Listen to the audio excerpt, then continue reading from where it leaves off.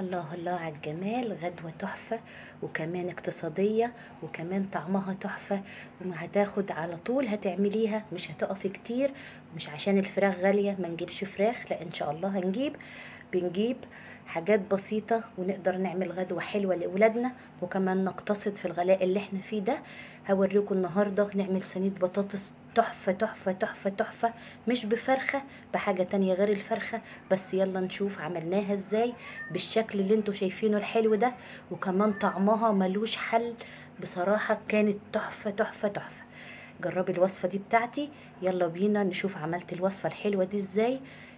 كلنا عارفين ان الاسعار غالية، بس مش هياكلوا الولاد يعني، لا ان شاء الله هناكل وهنعمل ان شاء الله غدا حلوة قوي. يلا بينا نشوف عملنا الجمال ده كله ازاي. يلا بينا. يلا بينا نصلي بالله، نسمي بالله ونصلي على رسولنا الكريم صلى الله عليه وسلم وعلى آله وصحبه أجمعين. هنا عندنا ايه النهاردة يا حبايبي؟ انا عندي نزلت السوق محتارة اعمل اكل ايه بصراحة، فقلت هنعمل ايه. لقيت قدامي دبابيس وحلوة وشكلها كان حلو كده ونضيفة وحلو. هنا انا جبت دبابيس. عايزه تجيبي بعدد افراد اسرتك هاتي، عايزه تجيبي كيلو، عايزه تجيبي اي حاجه زي ما انت عايزه حسب افراد اسرتك عندك. هنا معايا حوالي كيلو وربع من الدبابيس. بعدد افراد اسرتك هتجيبي دبابيس وهنعمل صينيه بطاطس باحلى دبابيس فراخ تحفه ملهاش حل. بجد والله كانت تحفه. عندي هنا بصل وفلفل وعندي كمان بطاطس قطعتها مكعبات.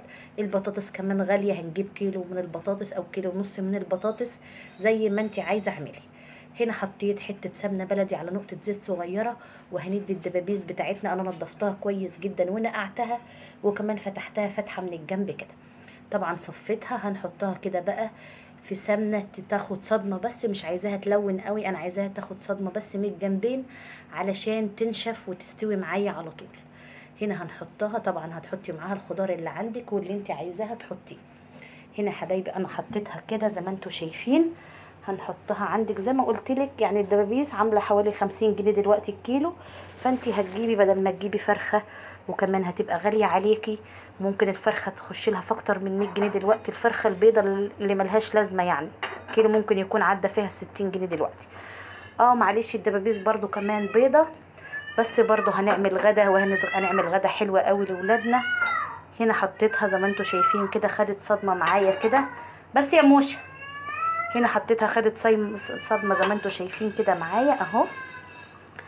وهحط عليها رشة من الملح ورشة من الفلفل كمان علشان تبقى متملحة وتبقى واخدة معايا تمليحة حلوة كده قبل ما نحطها في الصينية.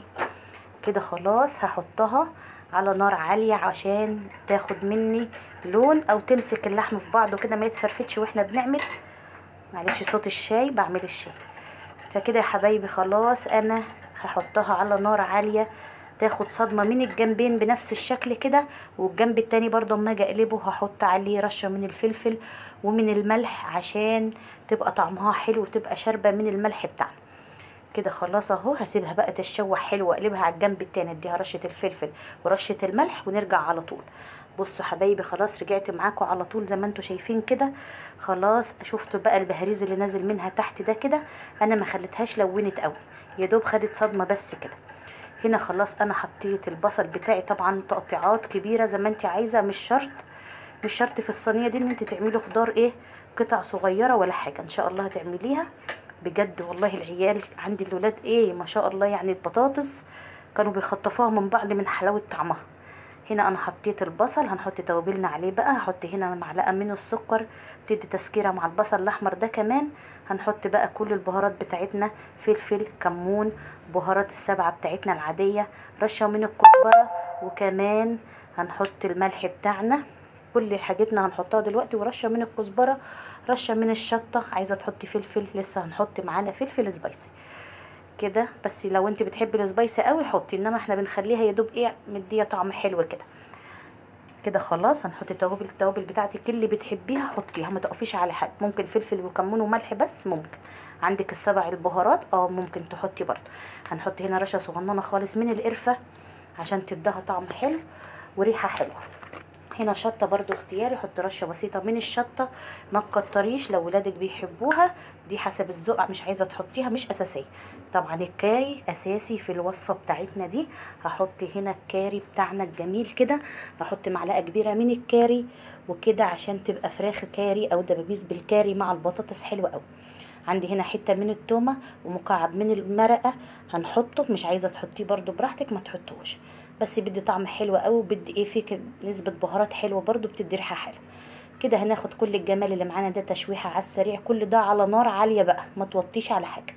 حطي بقى نار عاليه كده وانزلي. هتنزلي بايه تاني؟ هننزل هنا عندي جزريتين هحطهم كده مكعبات كده برضو، يدونا قيمه غذائيه حلوه ويدونا الوان حلوه في الصينيه بتاعتنا دي. هتعملي غدوة حلوة، وكمان هنعمل جنبها رز بالشعرية حلوة قوي. كده هنقطع الجزر بتاعنا مكعبات، وانا مقطعه البطاطس مكعبات وحطها في ميه.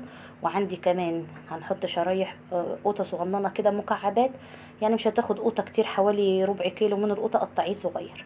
هنا طبعا عندك زي ما قلت لك الفلفل السبايسي ده اختياري، بس ده مش حامي قوي، فانا حطيته يدي طعم معايا ويدي طعم وريحه كمان للصينيه. يعني الصينيه دي بصراحه من غير فراخ تتاكل برز بعيش باي حاجه عندك بتبقى حلوه قوي. كده انا قطعت الفلفل معايا زي ما انتم شايفين كده، زي ما قلت لكم قطع مش صغيره قوي ولا كبيره قوي، كله متوسط وسريع سريع. انا كان فاضل لي مفيش ساعتين على الاكل وعلى الغدا، وكمان عشان جوزي وولادي يجوا من بره يلاقوا الغدا جاهز، فما خدتش وقت مني خالص. بصوا الجمال اللي انا بشيله بالمعلقه ده بقى، كل ده الطعم فيه والريحه والتوابل اللي حطيناها ده والبهاريز اللي نازل من الدبابيس بتاعتنا. طبعا الدبابيس بتاعتنا كانت حلوه وحجمها حلو مش صغيره. طبعا هنا دي فلفلايه رومي كده مع السبايسي، مش هيبقى حامي قوي ما تخافوش. هنا خلاص انا حطيت كله على بعضه على نار عاليه، وتوابلنا وملحنا والرشه من السكر كله في بعضه حطيه. يلا يا حبيبتي، لو اول مره تشوفيني او تدخلي قناتي أو اول مره تشوفيني اشتركي عندي، ان شاء الله كل حاجه بقدمها تعجبك. واللي عايز اي وصفه مني يكتب لي في التعليقات وانا عينيا ليكم، اي حاجه عايزينها انا اعملها لكم. كده هنحط رشه من الكزبره الجافه، الكزبره الجافه بتدي ريحه وطعم حلو قوي مع الفراخ مع الكاري، بتبقى حلوه قوي. هنا البطاطس برضو زي ما قلت لكم في الوقت ده كله هيتحط مع بعض. كده خلاص انا عملت هنا، صفيت البطاطس بتاعتي من الميه ونزلت عليها. عندك كيلو بطاطس، عندك كيلو وربع بطاطس. طب هتحطي البطاطس في الصينيه كده هتاخد، ايوه ده خضار، واول ما ينزل ميته هتلاقيه صفي وهتقل في الصينيه وهتبقى عادي، حطي فيها عادي. كده خلاص هنقلب كل الجمال ده مع بعض. بصوا بقى القيمه الغذائيه والالوان الحلوه بتاعتنا في الصينيه التحفه دي اهي. يعني هي لوحدها كده من غير فراخ، انا ممكن اعملها ني في ني كده وناكلها بعيش عادي. كده خلاص يا حبايبي، هديها تقليبه حلوه بقى كده كله. طبعا النار عاليه، يعني كده نار عاليه عشان تغلي معايا، عشان مش هحطها في الفرن الا لما تكون غليت معايا. بصوا بقى هقلب اهو. كانت في بطاطسايه في الحوض جبتها شطفتها وحطيتها. بشرب شاي، تعالوا اشربوا شاي معايا.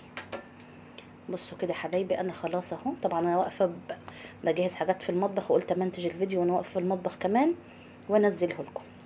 كده بصوا الجمال بقى، الالوان الفلفل.